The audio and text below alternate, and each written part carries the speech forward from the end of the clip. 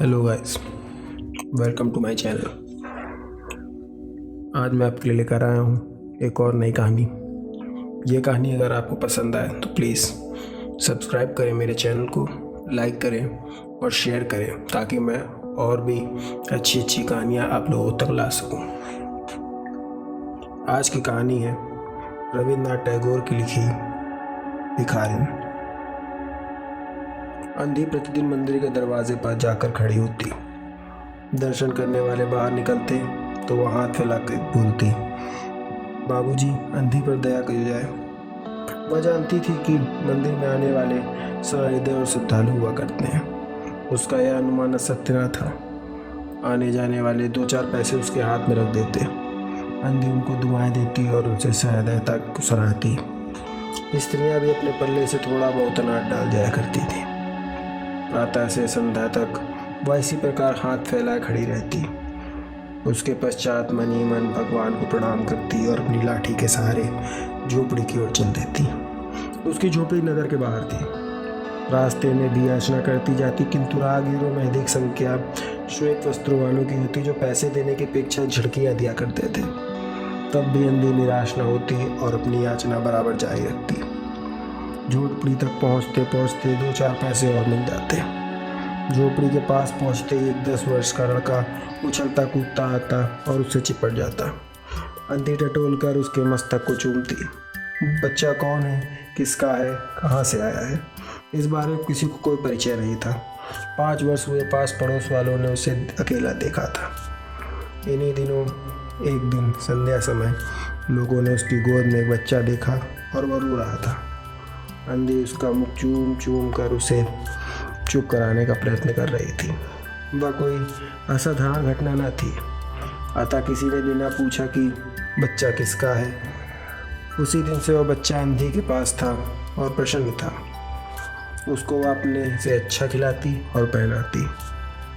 अंधी ने अपनी झोपड़ी में से एक हांडी गाड़ रखी थी। संध्या समय जो कुछ मंगा कर लाती उसमें डाल देती और उसे किसी वस्तु से ढक देती।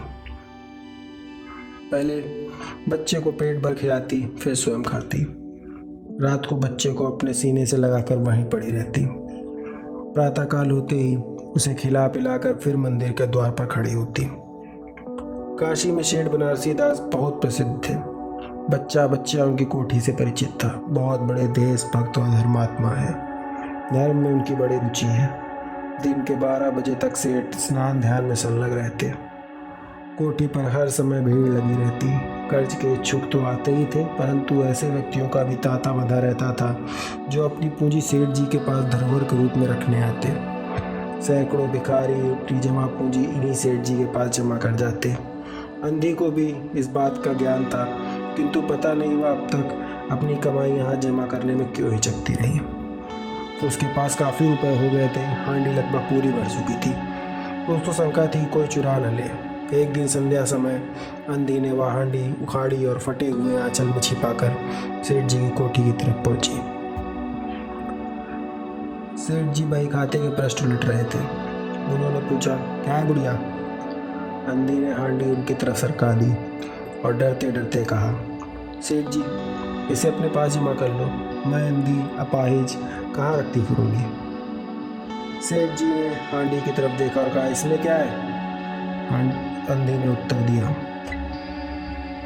भीख मांग मांग कर अपने बच्चे के लिए 2-4 पैसे जोड़े, अपने पास रखती हूँ, डरती हूँ, कृपया इसे अपनी कोठी में रख लें। सेठ जी ने मुनीम की ओर संकेत करते हुए कहा, बाई में जमा कर लो। फिर बुढ़िया से पूछा, तेरा नाम क्या है? अंधी ने अपना नाम बताया। मुनीम जी ने नकदी नाक गिनकर उसके नाम में जमा कर ली और वह सेठ जी को आशीर्वाद देती हुई अपनी झोपड़ी में चली गई। 2 वर्ष बहुत सुख में बीते। उसके पश्चात एक दिन लड़के को बुखार आ गया। अंधी ने दवा दारू की, झाड़ फूक से भी काम किया, तो उन्हें टुटके भी किए, लेकिन कोई सफलता नहीं मिली। लड़के की दशा दिन बे दिन बुरी होती जा रही थी। अंधी का दिल टूट रहा था। साहस ने जवाब दे दिया, निराश हो गई। परंतु फिर ध्यान आया संभवतः डॉक्टर के इलाज से फायदा हो जाए। इस विचार के आते वह गिरती पड़ती सेठ जी की कोठरी पर पहुंची। सेठ जी वहीं पर थे। अंधी ने कहा, सेठ जी, मेरी जमा पूंजी में से 10-5 रुपये मिल जाए तो बड़ी कृपा होगी। मेरा बच्चा मर रहा है, डॉक्टर को दिखाऊंगी। सेठ जी ने कठोर स्वर में कहा, कैसी जमा पूंजी, कैसे रुपए? मेरे पास किसी को रुपए नहीं है। अंधी ने रोते उत्तर दिया, 2 वर्ष में आपके पास धरोहर के लिए दे गई थी, दे दीजिए, बड़ी दया होगी। सेठ जी ने मुनीम की ओर रहस्यमय दृष्टि से देखते हुए कहा, मुनीम जी, जरा देखना तो, इसके नाम पे कोई पूंजी जमा है क्या? तेरा क्या नाम मेरी? अंधी की जान में जान आई, आशा बंधी। पहला उत्तर सुनकर उसने सोचा सेठ बेईमान है, किंतु अब सोचने लगी संभवतः उसे ध्यान न रहा होगा। ऐसा धार्मिक व्यक्ति भला कहाँ झूठ बोलता है। उसने अपना नाम बताया, उलट पलट कर देखा, फिर कहा, नहीं तो इस नाम से तो 1 पाई भी जमा नहीं है। अंधी वहीं जमी बैठी रही। उसने रो रो कर कहा, सेठ जी, परमात्मा के नाम पर, धर्म के नाम पर कुछ दे दीजिए, मेरा बच्चा जी जाएगा, मैं जीवन भर आपके गुण गाऊंगी। परंतु पत्थर में जोक न लगी। सेठ जी ने क्रुद्ध होकर उत्तर दिया, जाती है नौकर बुलाऊं? अंधी लाठी टेक कर खड़ी हो गई और सेठ जी की ओर मुंह करके बोली, अच्छा भगवान तुम्हें बहुत दे, और अपनी झोपड़ी की ओर चल दी। ये आशीर्वाद न था, बल्कि एक दुखी का शाप था। बच्चे की दशा बिगड़ती गई, दवा दारू हुई ही नहीं, फायदा क्यों ही होता। एक दिन उसकी अवस्था चिंताजनक हो गई, जान के लाले पड़ गए। उसके जीवन से अंधी भी निराश हो गई। सेठ जी पर रह रहकर उसे क्रोध आता। इतना धनी व्यक्ति 2-4 रुपए दे देता तो क्या चला जाता, और फिर मैं उससे कुछ दान नहीं मांग रही थी, अपने ही रुपए मांगने की ले गई थी। सेठ जी से घृणा हो गई। बैठे बैठे उसने कुछ ध्यान आया। उसने बच्चे को अपनी गोद में उठा लिया और ठोकरें खाती गिरती पड़ती सेठ जी के पास पहुंची। उनके द्वार पर धरना देकर बैठ गई।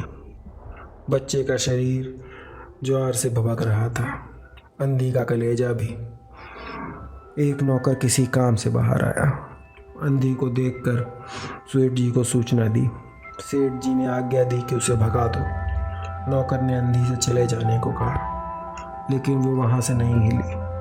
मारने का भय दिखाया, पर वो टस से मस न हुई। उसके फिर अंदर जाकर कहा कि वह नहीं टलती। सेठ जी स्वयं बाहर पधारे, देखते ही पहचान गए। बच्चे को देखकर उन्हें बहुत आश्चर्य हुआ कि उसकी शक्ल सूरत उनके मोहन से बहुत मिलती जुलती है। 7 साल हुए तब मोहन किसी मेले में खो गया था। उसकी बहुत खोज की, पर उसका कोई पता न मिला। उन्हें स्मरण आया कि मोहन की जांघ पर एक लाल रंग का चिन्ह था। इस विचार के आते उन्होंने अंधी के गोद से बच्चे की जांघ देखी।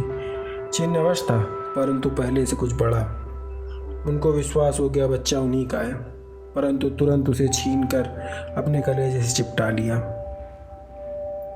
शरीर ज्वर से तप रहा था। नौकर को डॉक्टर लाने के लिए भेजा और स्वयं मकान के अंदर चल दिए।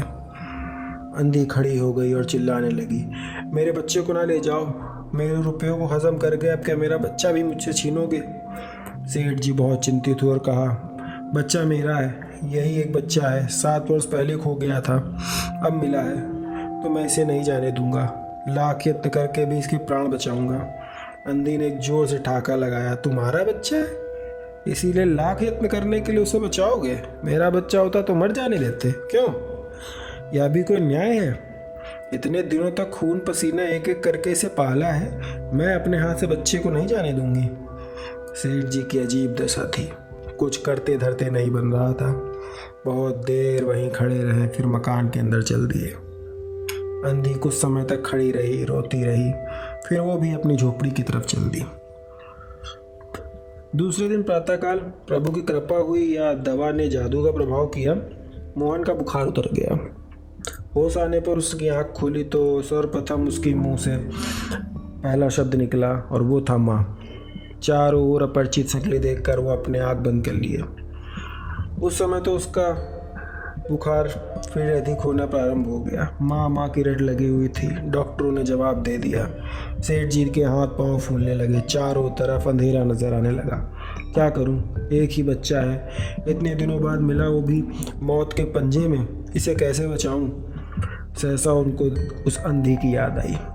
पत्नी को बाहर भेजा और कहा, देखो अब तक द्वार पर न बैठी हो। परंतु अब कहाँ। सेठ जी ने तुरंत फिटन तैयार करवाई और बस्ती की तरफ चल पड़े। पूछ पाछ कर झोपड़ी तक पहुँचे। झोपड़ी बिना किसी दरवाजे की थी। देखा, अंधी फटे पुराने टाट पर बैठी है। उसकी आंखों से आंसू बह रहे हैं। सेठ जी ने धीरे से उसको हिलाया। उसका शरीर भी आग की तरह तप रहा था। सेठ जी ने कहा, बुढ़िया तेरा बच्चा मर रहा है। डॉक्टर निराश हो गए। रह कर वह तुझे पुकारता है। अब तू ही उसके प्राण बचा सकती है। चल। और मेरे नहीं, अपने बच्चे की जान बचा ले। अंधी ने उत्तर दिया, मरता है तो मरने दो। मैं भी मर रही हूँ। हम दोनों स्वर्ग लोक में फिर माँ बेटे की तरह मिल जाएंगे। इस लोक में सुख नहीं है। मैं वहाँ उनकी सुचारू रूप से सेवा करूँगी। सेठ जी रो दिए। आज तक उन्होंने किसी के सामने सिर न झुकाया था, लेकिन इस समय अंधी के पाँव में गिर पड़े और रो कर कहा, ममता की लाज रख लो। आखिर तुम भी उसकी माँ हो। चलो, तुम्हारे जाने से वो बच जाएगा। ममता शब्द ने अंधी को विकल कर दिया। उसने तुरंत कहा, अच्छा चलो। सेठ जी सहारा देकर उसे बाहर लाए और फिटन पर बैठा दिया। फिटन घर की तरफ दौड़ने लगी। उस समय सेठ जी और उस अंधी भिखारिन की दोनों की दशा एक सी थी। दोनों ही यही इच्छा थी कि शीघ्र से शीघ्र बच्चे के पास पहुंचा जाए। कोठी आ गई। सेठ जी ने सहारा देकर अंधी को उतारा और अंदर ले गए। भीतर जाकर अंधी ने मोहन के माथे पर हाथ फेरा। मोहन पहचान गया कि ये उसकी माँ का हाथ है। उसने तुरंत आंखें खोल दिए और अपनी पास खड़ी हुई माँ को देखकर कहा, माँ तुम आ गई। अंधी भिखारिन मोहन के सिराने बैठ गई और उसने मोहन का सिर अपनी गोद में रख लिया। उसको बहुत सुख अनुभव हुआ और वह उसकी गोद में तुरंत सो गया। दूसरे दिन से मोहन की दशा अच्छी होने लगी। 10-15 दिन के बाद वो बिल्कुल ठीक हो गया। जो काम हकीमों के जोशिंदे, वैद्यों की पुड़िया और डॉक्टरों के मिक्सचर ना कर सके, उस अंधी के स्नेहमयी सेवा ने पूरा कर दिया। मोहन ने पूरी तरह स्वस्थ हो जाने पर अंधी ने विदा मांगी। सेठ जी ने बहुत कुछ कहा सुना कि बुआ उनके पास रह जाए, परंतु वह सहमत न हुई। विवश होकर विदा करना पड़ा। जब वह चलने लगी तो सेठ जी ने रुपयों की एक थैली उसके हाथ में दे दी। अंधी ने मालूम किया, इसमें क्या है? सेठ जी ने कहा, इसमें तुम्हारे धरोहर है, तुम्हारे रुपए, मेरा वह अपराध। अंधी ने बात काट कर कहा, यार रुपए तो मैंने तुम्हारे मोहन के लिए जोड़े थे, उसी को दे देना। अंधी ने थैली वहीं छोड़ दी और लाठी टेकती हुई बाहर चली गई। बाहर निकलकर उसने उस घर की ओर नज़र उठाकर देखा। उसकी आंखों से आंसू बह पड़े, लेकिन वह भिखारी होते हुए भी सेठ से महान थी। इस समय सेठ भिखारी था और वो दाता। दोस्तों, आपको ये कहानी कैसी लगी हमें कमेंट्स में बताइए और ज़्यादा से ज़्यादा इसको शेयर करिए ताकि मैं आपके लिए और भी अच्छी अच्छी कहानियाँ आप लोगों तक ला सकूँ। तब तक के लिए गुड बाय। मिलते हैं किसी रोज़ किसी और नई कहानी के साथ।